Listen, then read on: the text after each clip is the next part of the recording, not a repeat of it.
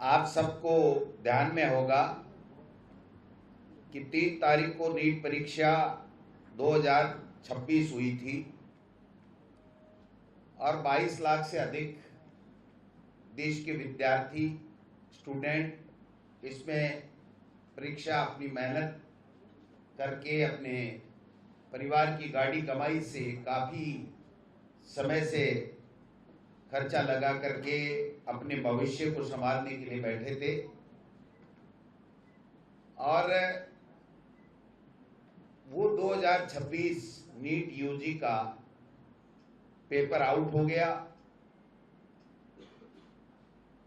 सरकार ने, एनटीए ने इस पेपर को निरस्त कर दिया। ये दोस्तों केवल 26 का नीट यूजी का पेपर होना, आउट होना और सरकार का निरस्त करना केवल एक विषय नहीं है। नीट यूजी का 2024 का पेपर भी आउट हुआ था,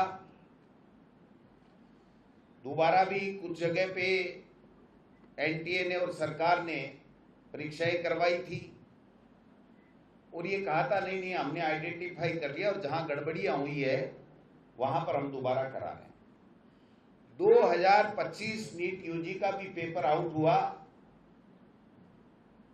सरकार ने नहीं माना और तानाशाही करके इस घोटाले को, गेस पेपर के सरगनाओं को बचाने के लिए उन्होंने नीट पेपर 2025 भी आउट नहीं माना।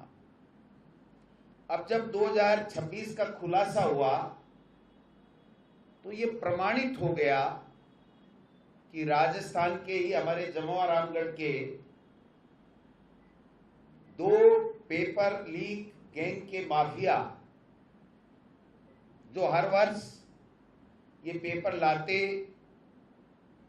खुद के परिवार के बच्चों को उपलब्ध कराते और आगे उसका बेच करके पैसे कमाते और माफियागिरी का काम कर रहे थे। ये जो 5 बच्चे हैं जो बिवाल परिवार के हैं, मांगीलाल और एक दूसरे का नाम शायद विकास होगा, दिनेश, ये दोनों के इनके परिवार के बच्चों ने 2024 की दी थी लेकिन उसमें सफल नहीं हुए। बहुत कम मार्क्स हैं, इंटेलिजेंट नहीं थे, लेकिन 2025 में इनको पेपर हाथ लग गया और 5 के 5 बच्चों को इन्होंने पेपर पढ़ा करके और डॉक्टरी में सरकारी कॉलेजों में दाखिला करा दिया। ये अब 2026 में खुलासा हुआ है क्योंकि ये 26 का पेपर भी लाए थे और उसके साथ जब पकड़े गए तो पता चला कि 25 में भी पेपर आउट हुआ और इस पेपर माफिया गैंग के पास में ये पेपर आया। सवाल ये उठता है कि इतनी बड़ी भर्ती एक एनटीए नाम की प्राइवेट संस्था को देकर के, एनजीओ को देकर के भारत सरकार ने युवाओं के साथ में धोखा करने का काम किया और हद तो तब हो गई जब देश के प्रधानमंत्री ने चुनाव लूटने के लिए, लोकतंत्र में मतदाताओं को प्रभावित करने के लिए राजस्थान के अंदर पेपर माफिया के खात्मे की बात कही, पेपर लीक का दुष्प्रचार किया और अमित शाह जी ने भी इसी तरीके की बातें की। हमारे यहाँ के जो नेता थे, भजन लाल जी तो उस टाइम पिक्चर में ही नहीं थे, जो जितने भी प्रदेश अध्यक्ष और सीएलपी वगैरह थे, सबने एक ही मुद्दा लिया था कि राजस्थान में कांग्रेस की सरकार के समय पेपर लीक हुए।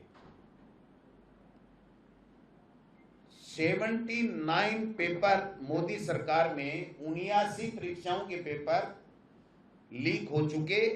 हमारे नेता राहुल गांधी जी ने 2024 में लोकसभा के अंदर खड़े होकर के लोकसभा में बोला था, ऑन रिकॉर्ड है, कि आप जो देश के लोगों के, युवाओं के मुद्दे हैं उसके ऊपर आप चर्चा कराइए, आप फालतू की चर्चा करके और भ्रमित मत कीजिए देश के युवाओं को। 2024 का नीट का पेपर आउट हुआ है, आप इस पे चर्चा कराइए। इन्होंने चर्चा नहीं कराई। 2025 में फिर हमने सबने कहा था, कोई फर्क नहीं पड़ा। और अब की बार आपने देखा होगा कि पेपर लीक माफिया ने फिर पेपर आउट किया। मैं समझता हूं कि इसके बाद जब सीकर के किसी एक कोचिंग संस्थान के व्यक्ति ने जाकर के थाने के अंदर इसकी शिकायत की तो उसको थाने से भगा दिया गया। उन्होंने एनटीए को मेल भेजा कि ये पेपर लीक हो गया, 115 और 20 के लगभग हूबहू, और हूबहू ही नहीं, उसमें ABCD जो होता है वो क्रम भी वो का वही था जो उन पेपरों के अंदर, गेस्ट पेपर जिसको बताते हैं, उसके अंदर आया। और उसके बाद में यहां की एसओजी हरकत में आई। एसओजी ने आनंद फानन में लोगों को पकड़ा।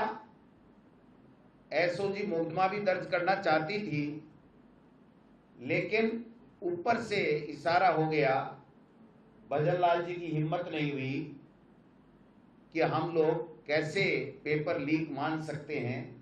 और इनको ये विश्वास था पूरा कि जिस प्रकार 2024 और 25 की नीट यूजी में भारत सरकार ने, शिक्षा मंत्री धर्मेंद्र प्रधान जी ने और एनटीए ने मिलकर के और सुप्रीम कोर्ट में ये कह करके कि नहीं, हमने आइडेंटिफाई कर लिया, आप निरस्त नहीं करोगे, बच्चों के भविष्य का सवाल है, और बचा लिया। वैसे कि वैसे ये परीक्षा भी ये लोग बात पेपर लीक होने के बावजूद भी बचा लेंगे।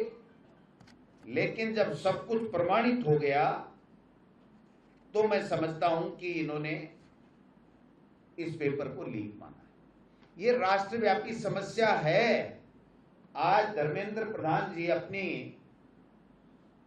प्रेस कॉन्फ्रेंस के अंदर ये बात कह रहे थे कि ये नेशनल प्रॉब्लम है, व्याधि है, और ये एजुकेशन माफिया पेपर लीक करा करके और बच्चों के भविष्य के साथ में खिलवाड़ करता है। मैं धर्मेंद्र प्रधान जी से कहना चाहता हूं कि आप ये बात पहले मान लेते तो ये दिन आज नहीं देखने पड़ते, इन बच्चों को खून के आंसू नहीं रोने पड़ते। लेकिन आपको तो सरकार लूटने के लिए पेपर लीक याद आता है, दूसरों पे आरोप लगाने के लिए पेपर लीक याद आता है।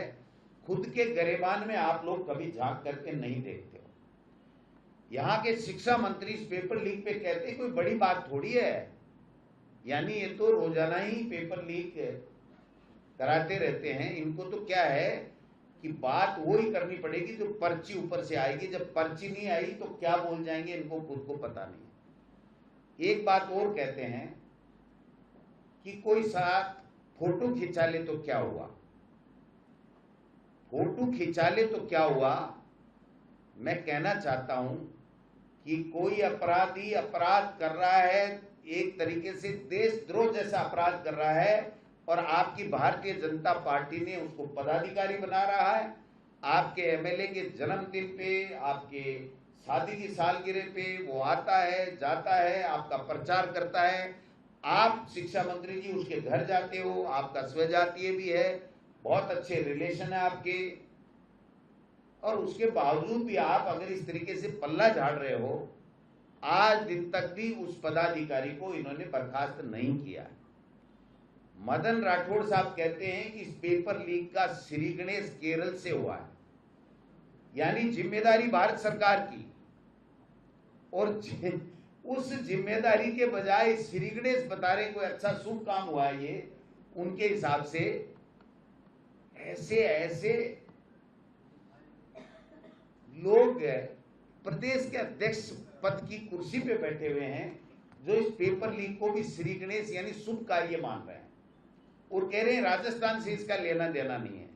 ये बीवाल परिवार गोवा का रहने वाला है शायद, या उत्तराखंड का रहने वाला है। ये आपका पदाधिकारी नहीं है, ये पश्चिम बंगाल की भारतीय जनता पार्टी का पदाधिकारी है। सवाल ये है कि इस तरीके से आप लोग पल्ला झाड़ना चाहते हो। हमारे राजवर्धन जी राठौड़ साहब का तो क्या ही कहना, वो तो चुनाव लड़ रहे थे तब माफियाओं को नाचते हुए खा रहे थे, और अब बीजेपी के नेता माफियाओं के साथ में नाश्ता कर रहे हैं। इससे बड़ी शर्म की बात कोई हो नहीं सकती है। मैं